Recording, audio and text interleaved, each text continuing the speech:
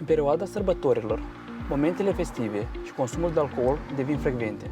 Cu toate acestea, urcarea la volan sub influența băuturilor alcoolice este o încălcare gravă a legii. Conducerea vehiculului cu o concentrație de alcool în sânge ce depășește limitele legale se pedepsește cu o amendă de la 1500 de unități convenționale sau cu o închisoare de la 1 an, în ambele cazuri cu privarea dreptului de a conduce. Predarea cu bună știință a conducerii unui autovehicul către o persoană aflată în stare de ebrietate se sancționează conform codului penal.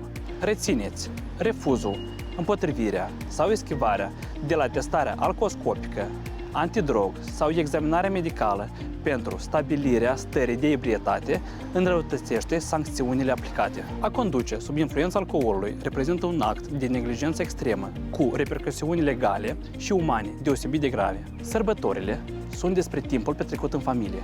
Sărbătorește responsabil.